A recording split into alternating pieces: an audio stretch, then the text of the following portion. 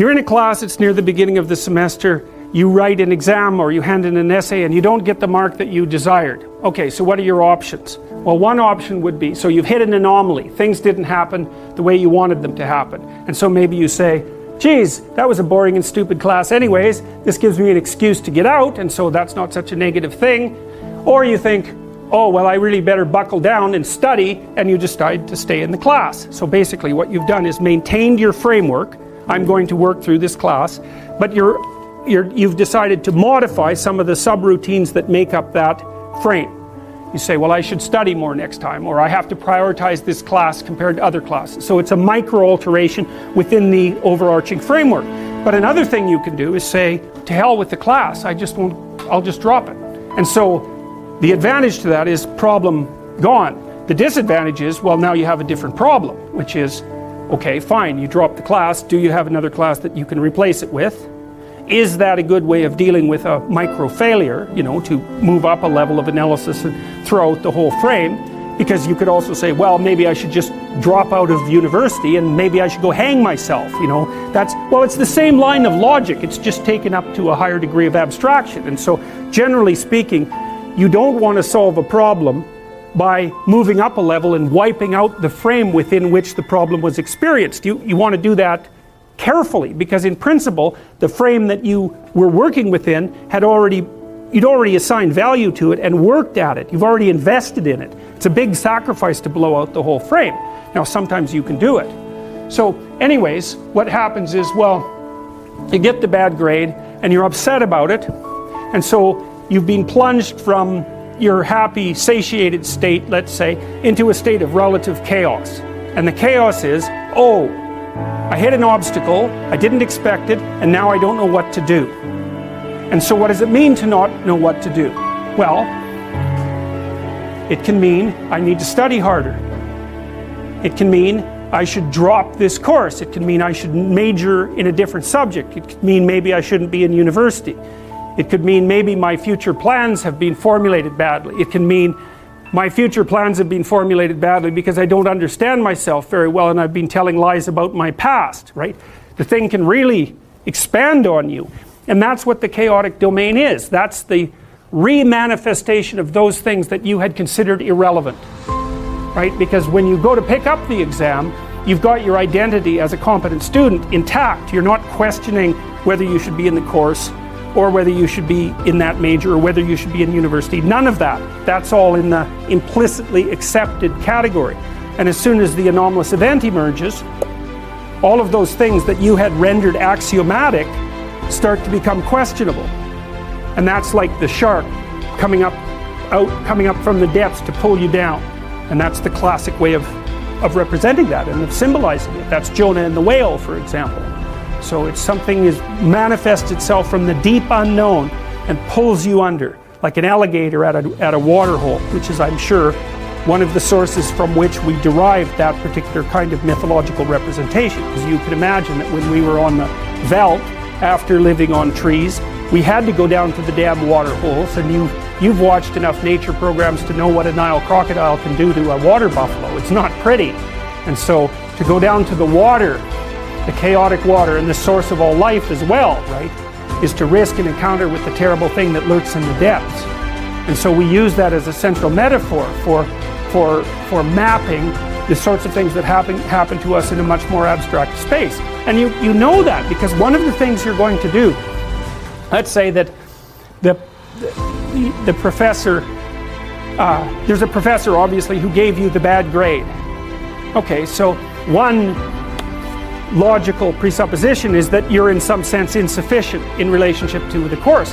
But another logical and instantaneous categorization is to throw that person into the category of malevolent predator. And you'll do that by becoming upset and cursing the person in your imagination.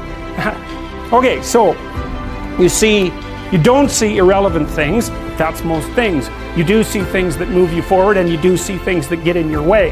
And in the class of things that get in your way are indeterminate occurrences, novel or anomalous occurrences. And almost everything that gets in your way is in some sense a novel occurrence, because you usually structure your behavior so that you don't go anywhere where something wildly anomalous is likely to occur.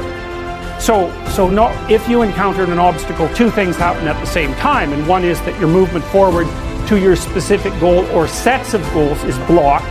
But the second thing that happens is you're faced with a mystery, and the mystery is this thing wasn't supposed to exist, but it does exist.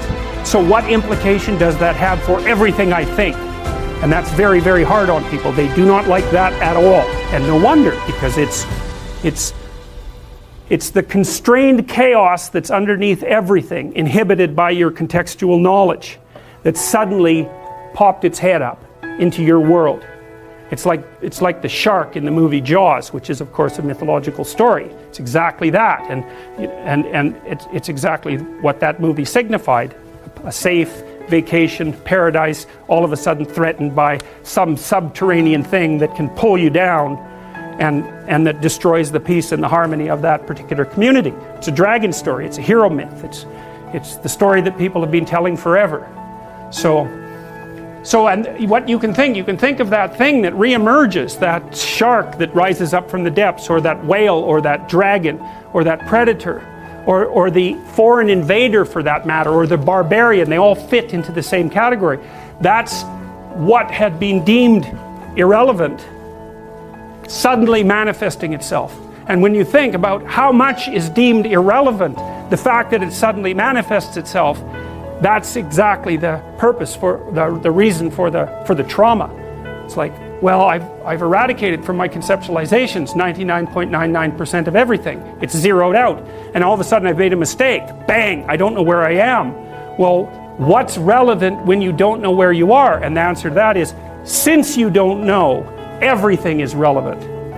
And you can imagine the sort of terror that people who experience paranoid schizophrenia are living in perennially, because what happens to them is precisely that. They undergo neurophysiological transformations that makes everything that they once depended on disappear, and everything comes back as relevant.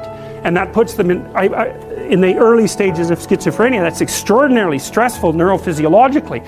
So they're overwhelmed with cortisol, and their brains deteriorate as a consequence of that. It's just too much.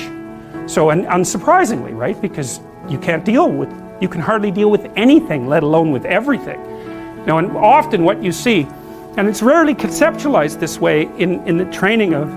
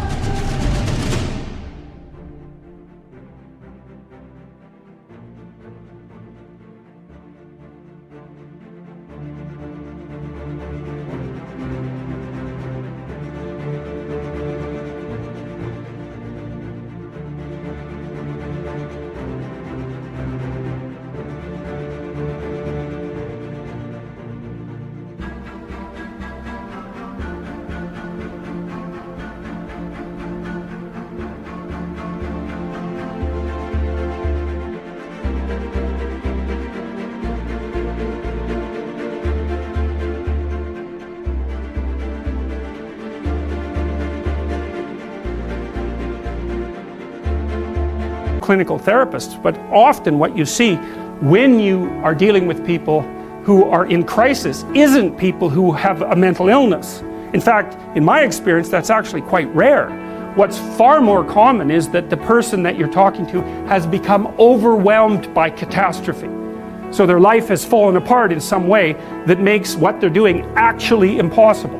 So maybe someone very close to them in their family that they were depending on has developed a very serious illness, and that's thrown their entire financial state into utter chaos. Or maybe they've developed a condition that makes it impossible for them to work. Or you can imagine the potential range of catastrophes. And they're coming to see you because they're anxious and depressed. But the reason they're anxious and depressed is because everything they have ignored has popped its head back up and is hell-bent on their destruction. And often you see people who are being attacked by 5 or 6 of these monsters at the same time. And it isn't their mental illness that stops them from being able to deal with it, although that, whatever weaknesses you have are going to interfere. It's the fact that what they're facing is no damn joke, and if you were facing it, you'd feel exactly the same way.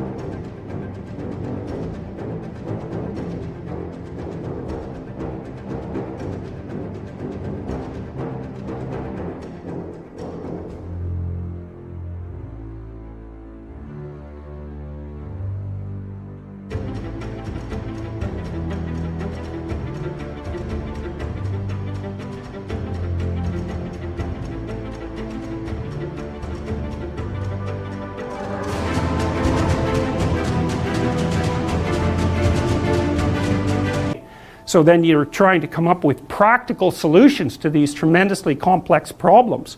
And that's well, it's extraordinarily difficult, generally speaking. People often don't come to a therapist until they've exhausted their entire range of resources. They cannot figure out what to do.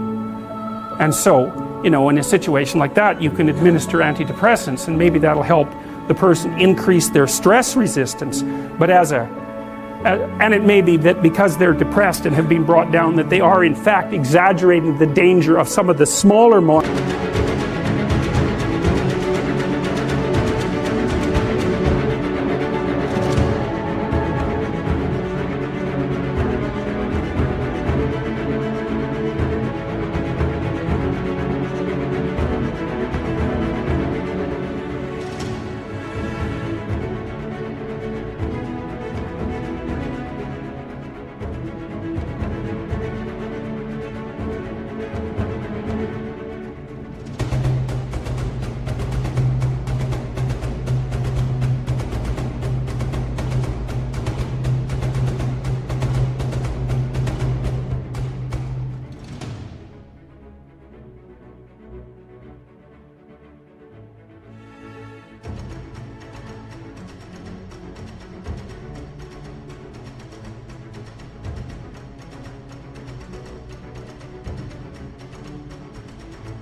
that are after them.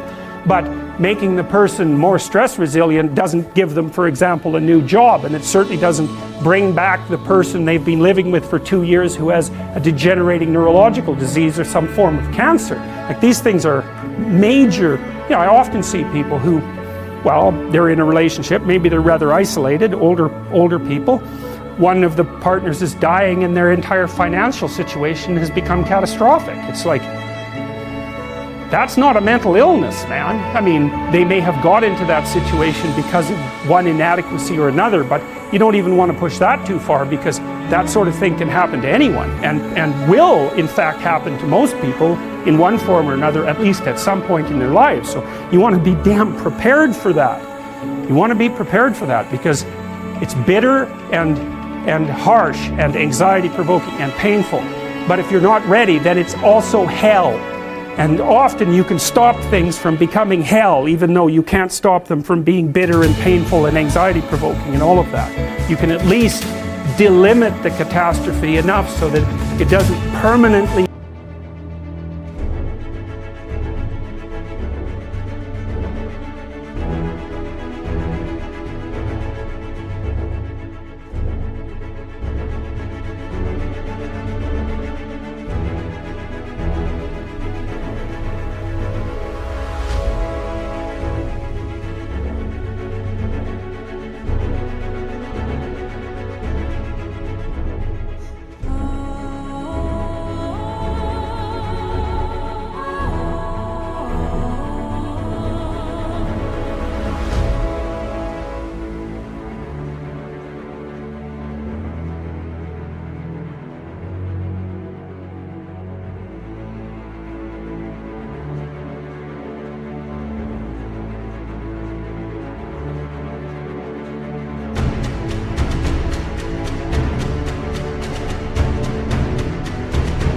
bring you and the people around you down. And that's not so bad, right? That's a hell of, or at least it's a lot better than the alternative.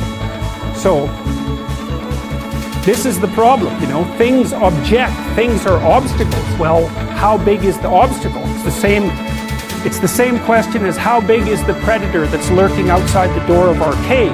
It's exactly the same problem, except conceptualized abstractly, and I would say exactly the same systems that your distant ancestors used to conceptualize the lurking predator are the systems that are activated now when you encounter the re-emergence of all the monsters that you've ignored.